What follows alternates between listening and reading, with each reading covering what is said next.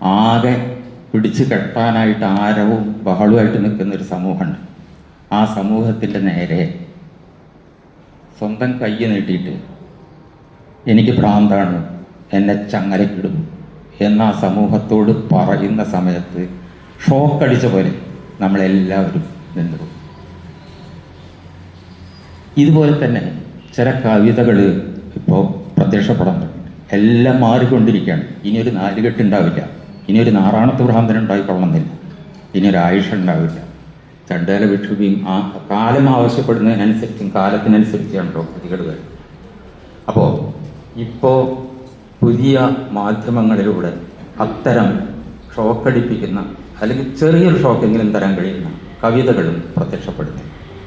രാമൻകുട്ടിയുടെ അഭയാർത്ഥികൾ എന്നുള്ള കവിതയൊക്കെ വായിച്ചാൽ ചിലപ്പോൾ നമുക്ക് അത് തോന്നും.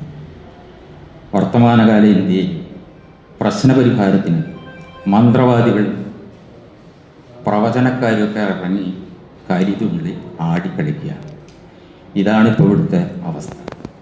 ഇതിൻ്റെ ഇടയിൽ ഭരണഘടനാ പക്ഷിയുടെ ജഡം കാണും. ഇതൊക്കെ ചില സമയത്ത് നമ്മളെ വല്ലാതെ നിഷ്ക്രിയരാക്കുന്നു, ഷോക്കടിപ്പിക്കുന്നു. ഇതുപോലെ ഞാൻ ഈ കവിതകൾ, ഈ പുസ്തകം ഇവിടെ പരിചയപ്പെടുത്താൻ ഞാൻ ഉദ്ദേശിച്ചിട്ടില്ല. കാരണം പുസ്തകം, ഈ കവിതകൾ വായിക്കേണ്ടതാണ്. ആത്മാവിൽ നിന്ന് ആത്മാവിലേക്ക് ഒഴുകുമ്പോഴാണ് കവിതയ്ക്കും കഥയ്ക്കും ഒക്കെ സാഫല്യം. പണ്ട് കഥ പറയേ നേരം പോക്കിനിപ്പോൾ ഇന്ന് ആരും കവിത എഴുതുന്നില്ല. പാണ്ഡിത്യ പ്രകടനത്തിനും കവിത എഴുതുന്നില്ല. കവിതയും കഥയുമൊക്കെ എന്തോ ഒരു പ്രത്യേക ത്വരയിൽ നിന്ന് വരേണ്ടത്. അത് ആത്മാവിൽ നിന്ന് ആത്മാവിലേക്ക് ഒഴുകുമ്പോൾ ആണ് അത് സഫലമായിത്തീരും. അതുകൊണ്ട് ഇതിനെ മുഴുവനോടെ പരിചയപ്പെടുത്തണം എന്ന് ഞാൻ വിചാരിക്കില്ല. അഭയാർത്ഥികൾ എന്നുള്ള കവിത ഇതുപോലെ എന്നെ ഷോക്കടുപ്പിച്ചൊരു കവിത. ഇതുപോലെ തന്നെ അതിൽ അവൾ എന്ന് പറഞ്ഞൊരു കവിത. എന്നും രാവിലെ എഴുന്നേറ്റ് നിരന്തരമായി വിരസമായ ജീവിതചര്യയിലൂടെ കടന്നു പോകും.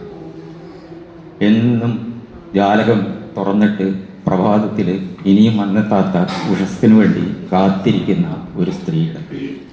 പക്ഷേ അതിൻ്റെ അവസാനം 4 വരികളുണ്ട്.